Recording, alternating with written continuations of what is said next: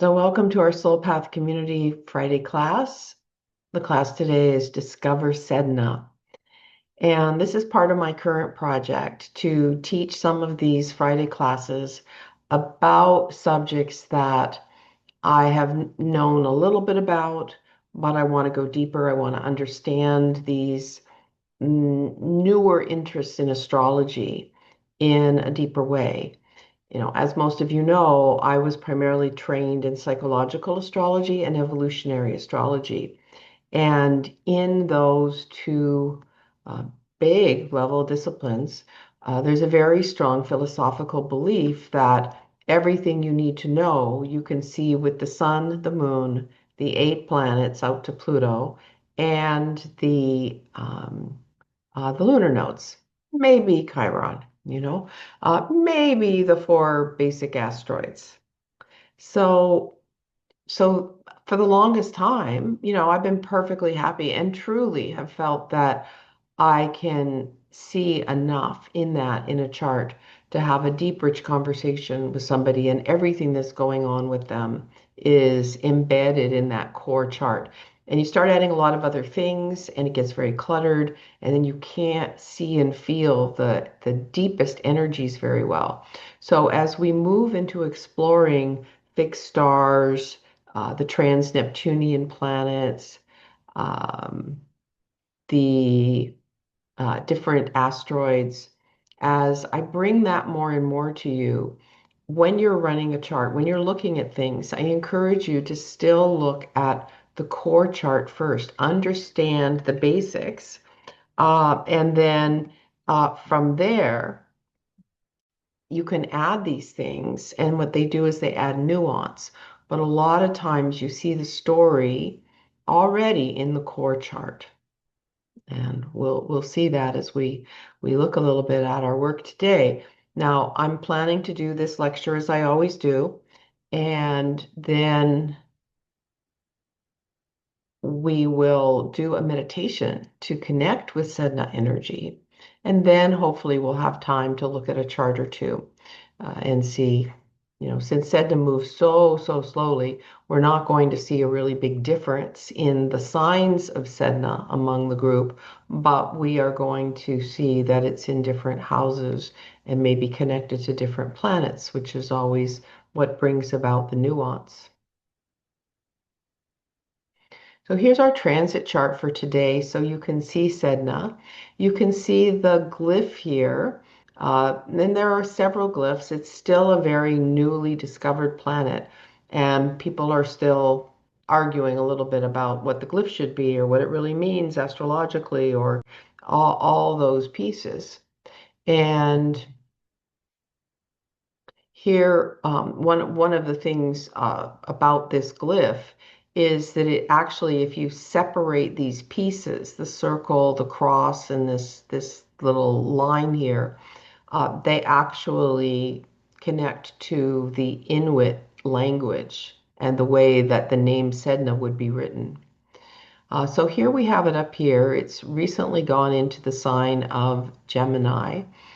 So that means as Uranus came into Gemini, they're conjunct, and Venus is there as well. And since Sedna is a female archetype, female myth, to have Venus, Sedna, and Uranus together, and then also Hygeia, which is about healing and holistic healing, which isn't a primary energy of Sedna, but there is a way that this is a planet. I haven't gotten into the definition of the astronomy. I'm going to get there in a minute, but it is a dwarf planet. Or as my partner said, when I called it a dwarf planet, he said, no, they like to be called little planets.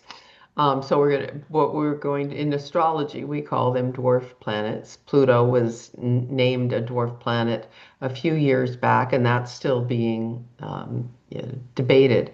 But Venus and Uranus together already connect to the female energy, feminine energy that could be rebellious, changeable, modern, authentic. And that is one of the interpretations of Sedna. So we're getting an extra level this year of what Sedna might mean to us.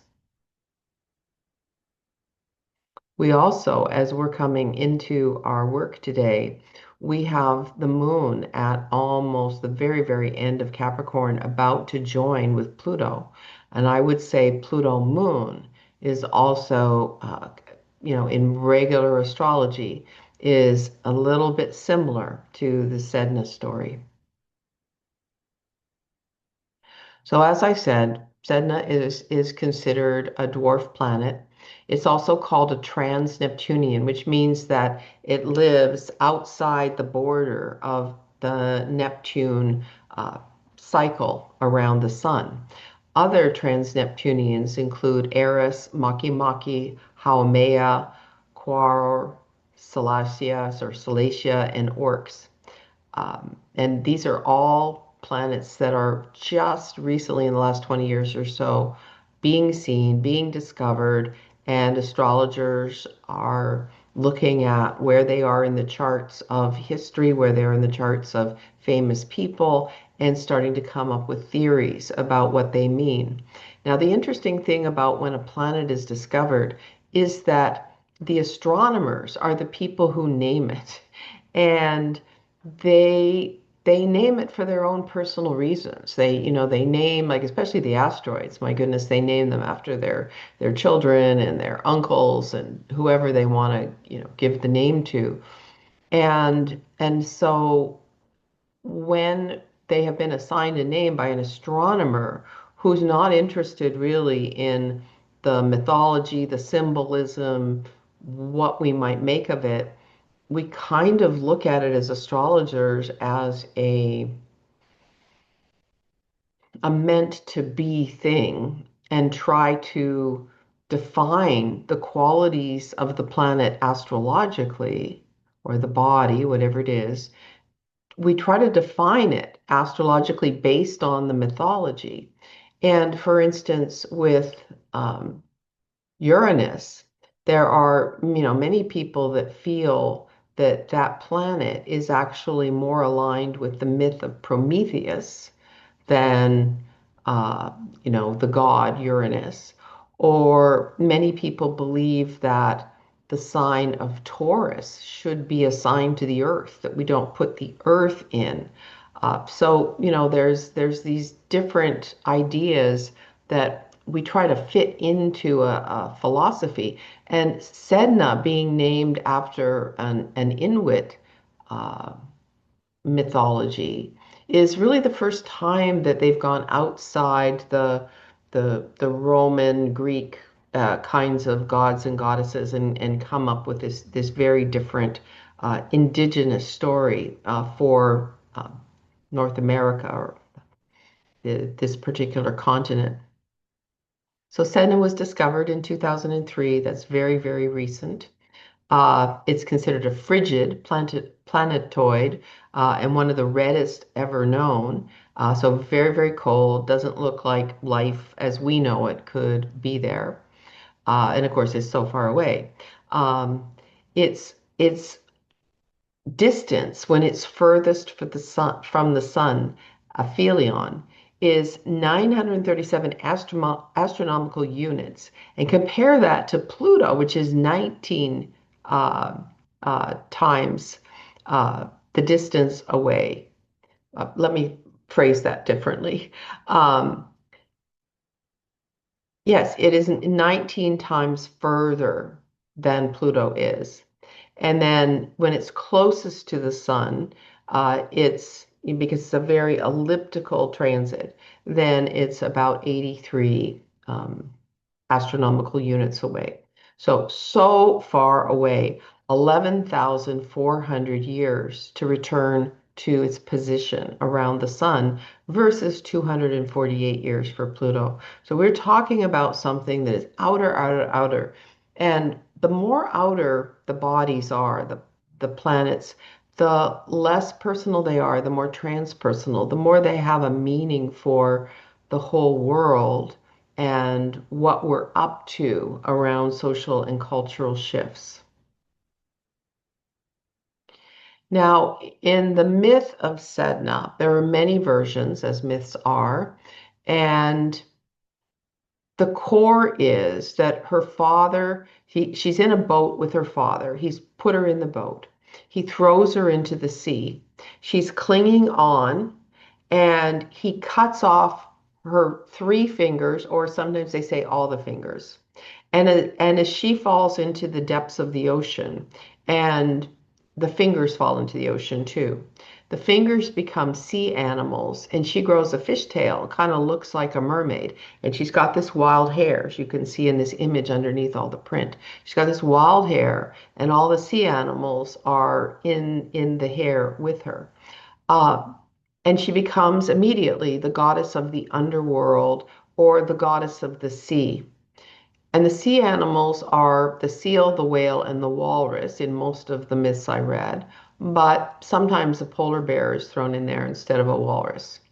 And these are the main animals that are all hunted by the Inuit.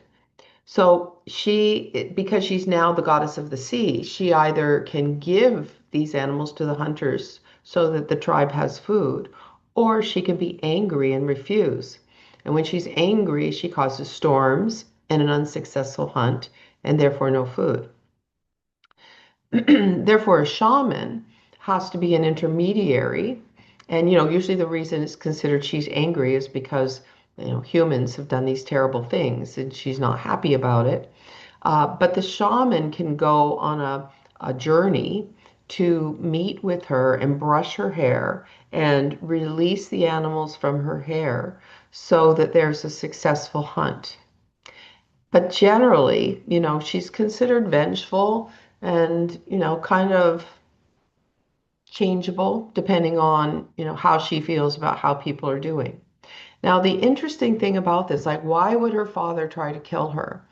The main part of the story is that the father wants her to marry a person, either one particular guy that he's picked out for her, or he's brought her a stream of potential suitors, and she said no to all of them. And that infuriates her father. So he takes her out in the water to kill her. Um, in one version of the story, because she doesn't like who her father picked, she marries a dog instead, and that infuriates her father. One story just suggests, like out of the blue, she just decided to attack her parents, and so her father is trying to get rid of her. And then there's another story that's in a couple of different tribes that a suitor comes to the village and takes her. And, sometimes it's kind of a little forceful. And sometimes the story is like, oh, she was really attracted to him. He was very handsome. She wanted him. But when he takes her to his nest, it turns out he's an angry bird spirit and she's being abused. And in this story, her dad tries to rescue her from him, but the bird is capable of causing a storm. And so the father throws her over the boat to save his own ass. And so he's like loyal and helpful and protective of his daughter to a point, but not completely. So she's called, she who sustains, uh, that's the she who sustains them. That is kind of a title that she has. And uh, for very, very long time, shamans continue to connect with her so that the tribe is successful and the weather is better. There's less storms. Now, coming into the astrological themes, at the archetypal big picture level, she represents archetypal feminine that is vast and powerful. If you think about it, the feminine vibration creates all things, and and we categorize from there, but the feminine is the creation principle. The theme of being wounded by your father or the patriarchy at large and transforming from that wound into a state of power is a key piece of what Sedna might mean in your chart. There also might be the piece where there's something uh, okay and protective about the father. He's not just totally a cruel, wounding figure, but there's a level of self-centeredness ultimately that, like I'll only go so far. I'm your protector to this level, but if a big storm comes up and I'm in trouble, sorry, girl, you're over the boat. Uh, there's also the theme in Sedna of the paradox of the great mother goddess, which we see in many, many traditions, where she is both a savior, but also has a cruel side. Like in psychology, the good mother and the bad mother, they exist within this higher frequency archetype. The price of transformation, the fact that you don't have transformation unless you have a wound and you get to the power, uh, it's there, it's already there within you, but you have to go through this very painful, difficult process to get to it. And so you can hear the echo of Pluto there. In your astrology chart, it's going to show you where shadow work is needed. And here we're looking at the sign that Sedna is in, the house that it's in, aspects to planets, so that will give it an extra interpretation.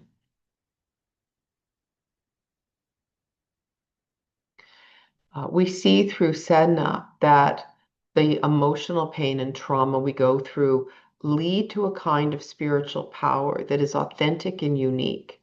Sedna is not doing things in a traditional way.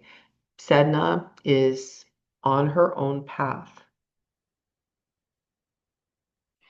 And there is with Sedna the need to transcend the victim persecutor complex. So this is absolutely a victim persecutor story. And yet by becoming this amazing deep underworld sea goddess, she transcends and transforms. Now, this is an interesting piece as well that I feel is really important. One of the things we look at as astrologers is what was happening when a planet was discovered. Like Pluto was discovered around 1930, between the First and the Second World War. you know, things were starting to build in Nazi Germany, and there was a lot of death, destruction, evil going on. And ultimately, Pluto was very close to the production of that, first major bomb that got dropped. And so when Uranus was discovered, there were revolutions, Russian Revolution, French Revolution, American Revolution. So we know by the chart of the discovery of a planet, something about what it's about. Well, what was going on in 2003? Those of you who have kids that are around that age or were, teens and 20s around that time, know that there was this big cultural awakening to gender redefinition. Suddenly, we've got non binary and fluid and flowing. We've got sexual orientation being much less of an issue than it's ever been. And definitely in the Western cultures, but really around the world, there was just this embrace of the different possibilities, including marriage choice for women, which had been increasing in freedom and flexibility for decades, but more and more, it's just not expected that a woman has to, get married, have children, and live the life of a husband. There are multiple possibilities, and this is what was becoming very strong and featured in our societies as Sedna was discovered. Through Sedna, we see the potential for regeneration, true health on all levels, and hope that things can be abundant, things can be positive when we work through the shadow. We absolutely see the powerful feminine energy with Sedna. I think we can look at Black Moon Lilith, Eris, which again is another dwarf planet, um, and the myth of Demeter and Persephone. And we can look at Pluto when it is connected to Venus and Moon in the astrology to see, the same kind of topics of the wound and how it's transformed into powerful feminine.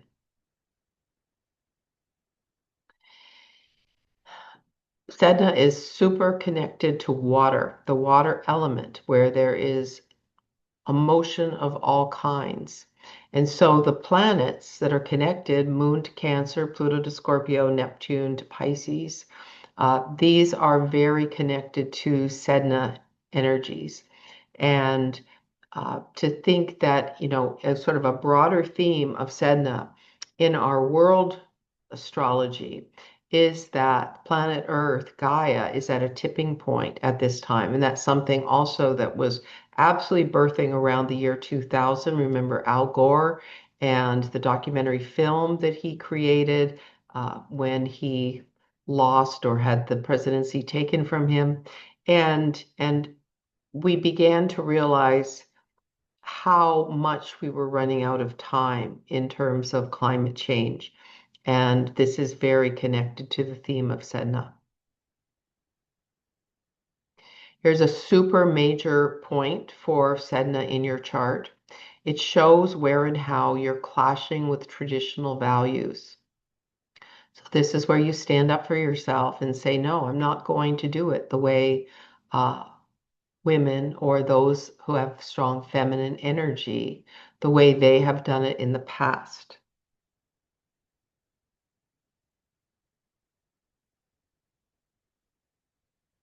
So continuing on, why now? Well, yeah, we have this major planetary imbalance of water due to climate change, tsunamis, floods, hurricanes. At least 600,000 people have been killed in water disasters around the world since 2003. Sea animals are suffering. The ones in the water are trapped in garbage, caught up in plastics. Animals like, the polar bears are just clinging on to tiny little ice rafts and don't have the, the ice flows that they can normally live on successfully. The fish in our waters are becoming increasingly toxic. So we need a powerful sea goddess. And we need empowered women who have transformed the wounds of the patriarchy. We carry those in terms of how we were treated growing up, those of us who are older especially. We carry this within us in terms of our ancestral lineage. And with the energy of Sedna, we have a greater strength, you could say, to be able to transform and embrace a much deeper level of power. And again, water symbolizes emotion. Usually we think of the moon and Cancer as any kind of water, lake, a bath, nurturing, healing. Um, and Scorpio is a kind of deep, intense water. And Neptune, I think of for sure as the ocean's waters, the huge, big, endless ocean that we are part of. Now, the Britney Spears was a person that I thought of in terms of, it's like, okay, who that I know of who's a famous person visibly has a father wound. And in case you weren't following that story over the years, basically Britney Spears' father took guardianship of her many, many years ago. He didn't like the boyfriend she had, that she was, I can't remember the details now at this time, but that she was either going to marry or had just married. She suffers from bipolar disorder, so she was operating in, on kind of an alarming way out in public. But he didn't just take her power for a while, have her get treatment and give it back to her, basically imprisoned her, took all the money, and didn't let her have her own life back until finally she won a very lengthy court battle a couple of years ago and was able to then pick her own, financial guardian and uh, have more opportunity to be married or to have a child if she wanted, all the things that her father was preventing her from as he was trying to have her continue on with her successful career that was quite a money generator. And if you've been studying with me for a while, we looked at all of the transits and progressions in charts, back when all of this was happening. And you can see right here, Saturn, which represents father, Pluto, which represents wealth and also power, control, manipulation, and Jupiter, which expands things, blows it up. And in Scorpio, we can think, oh, maybe there is something nefarious going on. There is something that, there's control and manipulation of the money. And here we have Sedna at 6 degrees of Taurus in the eighth house of shared resources, other people's money, in an opposition to the Jupiter. And to me, this is a very very clear placement. Sedna in Taurus. Taurus represents security, stability, um, you know, grabbing on to things, attracting resources to us. So just in the most simple way, we can look at this, and we also know that when you have any planets in the eighth house, there is a deep psychological wound, most likely to the function of that planet that gets released into its powerful state when we do the deeper work. So we can see that she has to do this work around building up security, dealing with this father wound, gaining her own power. And Venus, which is at the South Node, so representing a lot of karma about relationship, about resources, artistry, rules her chart, rules the Saturn Pluto, also rules Sedna.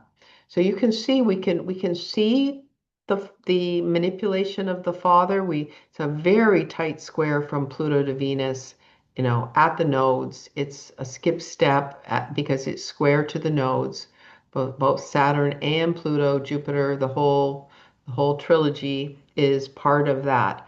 So if we don't see Sedna, if we don't know anything about Sedna, we clearly get the story that this woman has a karmic relationship with her father around control, manipulation, and money, and she is meant to transcend it, transform it, and come out on top. 10th house, North Node, Cancer, love, nurturing, self-care, uh, career that's connected to her heart. Yeah. We could keep going and going, but I'm not going to do the whole chart here. And then the next person that I thought of, and this is for a different reason, I thought of Claudia Sheinbaum, who is the president of Mexico at this point in time.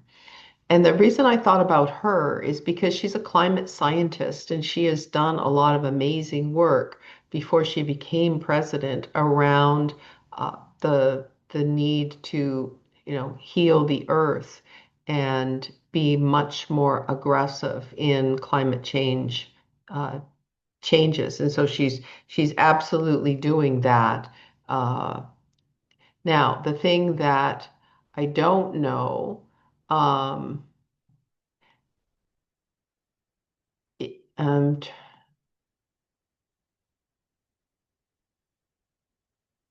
okay, I'm just reading Anne Marie's comments that the P. Diddy trial revealed that Britney was set up to appear crazier. Um, yeah, yeah, no, I know there were many, many, many victims of of that particular group of people.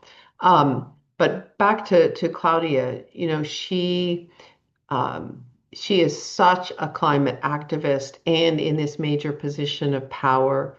And she is a scientist, so she knows what she's doing.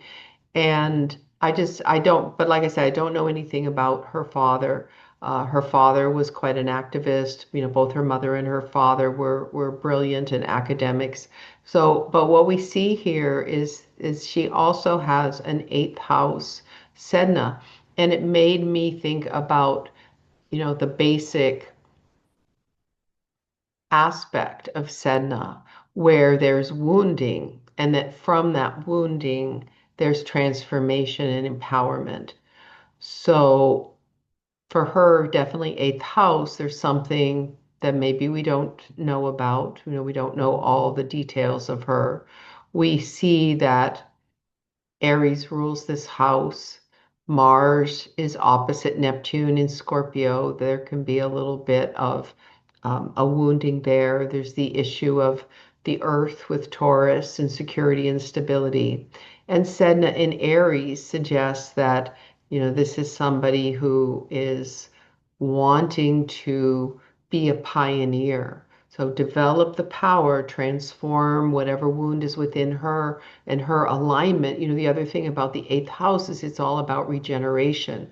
So people who are involved in careers that are basically about the climate are very much um, often connected to eighth house energies.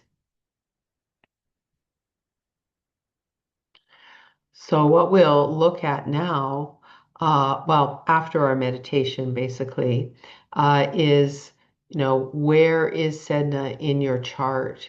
And do you have a story that in some way you were wounded by the father, by the patriarchal structure of power?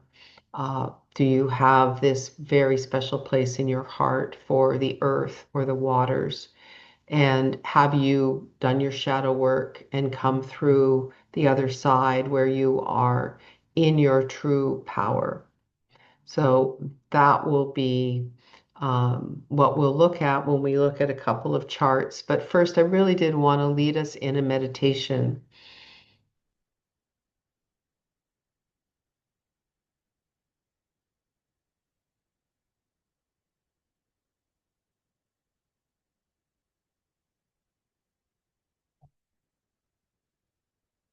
So I'll have you come into a comfortable position.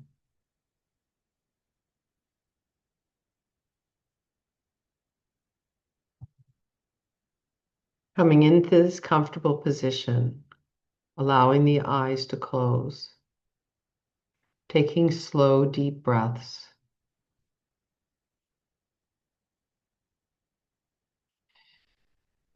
And as you go deeper and deeper with each breath,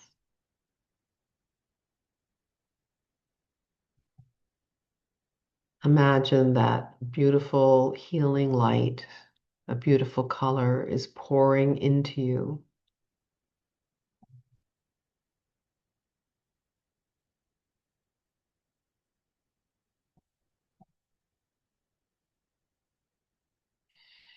This color is filling up the body,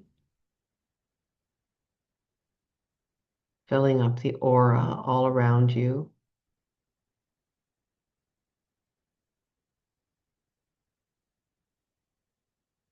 Just imagine this light keeps filling up until you're totally in a beautiful ball of light.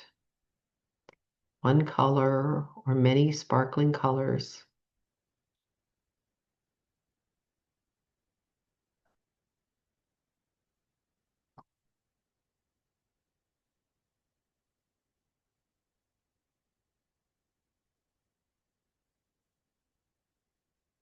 And in this ball of light, allow yourself to float to a beautiful ocean place of deep, deep water. If you want, you can go up to the Arctic, to the place where the Sedna mythology comes from.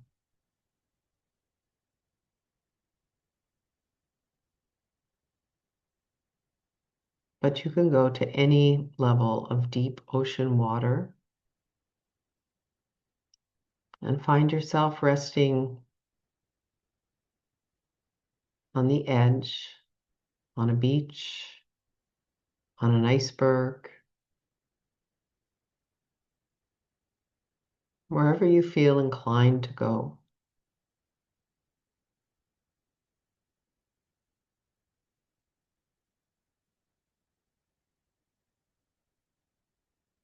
As you land in this place,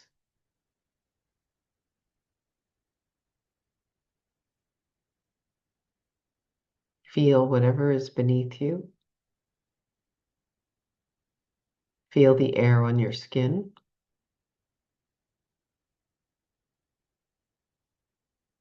Listen deeply to see if there are any sounds of nature in the background.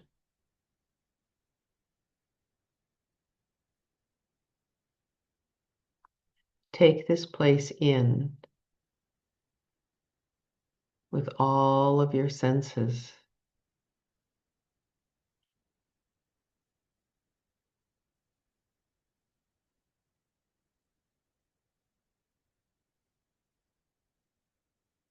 Take a moment here to reflect on your life and the wounds of the patriarchy.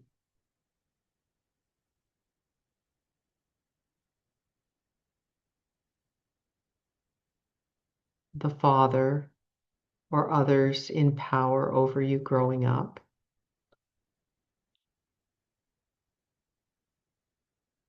Bosses and authorities.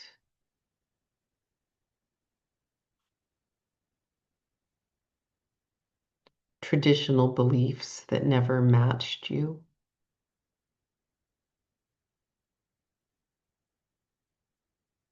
Noticing the wounds you sustained and the unconscious ways that you adapted, doing your best to get through.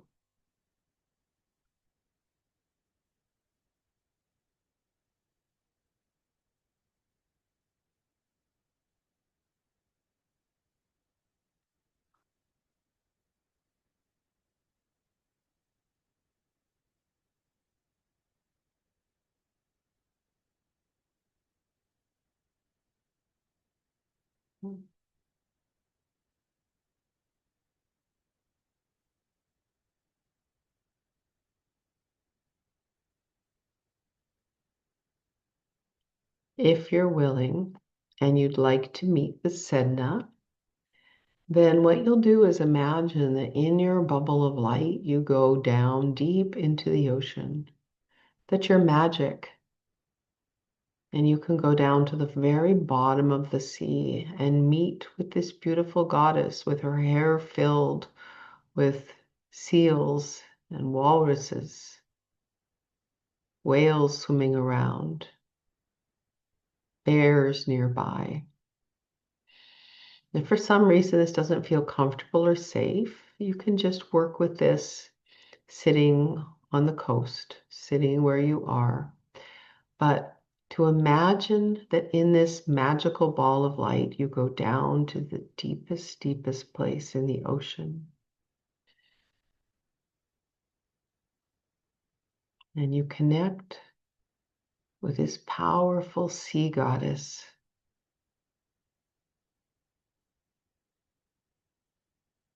Seeing her hair floating huge around her head and her fishtail.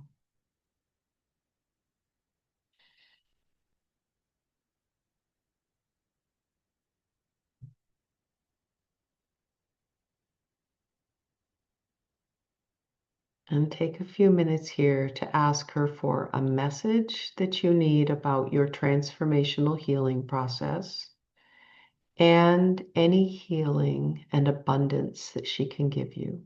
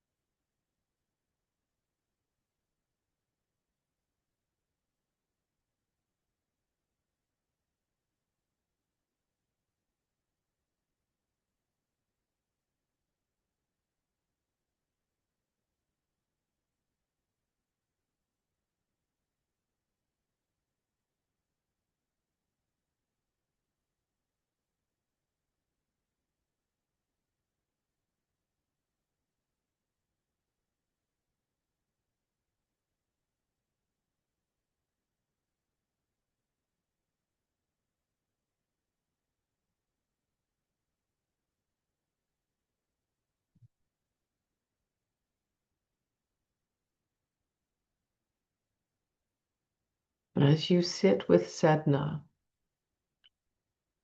release as much as you're able the sense of being a victim, and instead feeling the power building within you,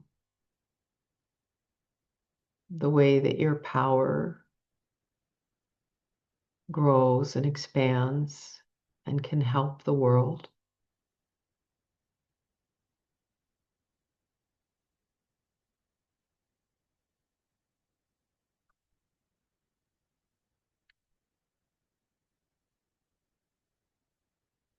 Remember to release some of these animals as a symbol of your abundance, that you're in the flow, that the sea is calm, everything you need is available for you.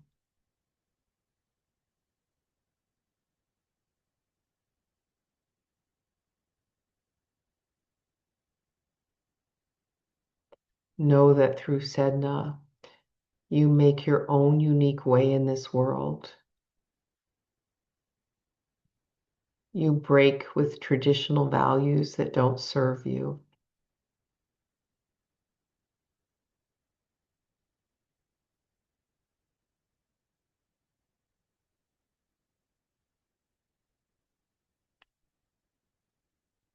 And slowly, as you feel ready, allow yourself to rise up,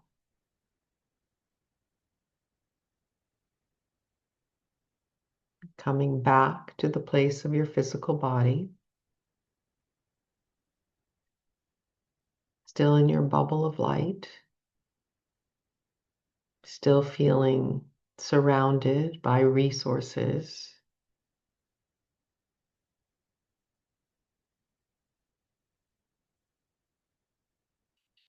Breathing into the power chakra, the upper belly, solar plexus area. Expand your power.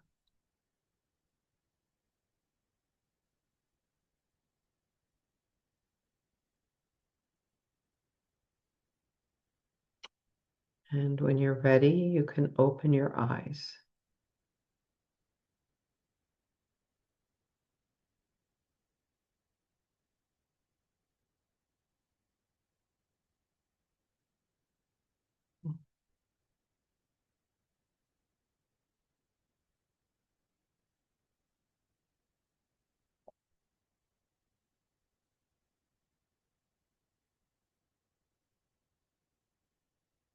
And this is the completion of the lecture and meditation portion of our class. For those of you who are here with me live today, we can look at a couple of charts and talk a little bit about your life experience or your meditation.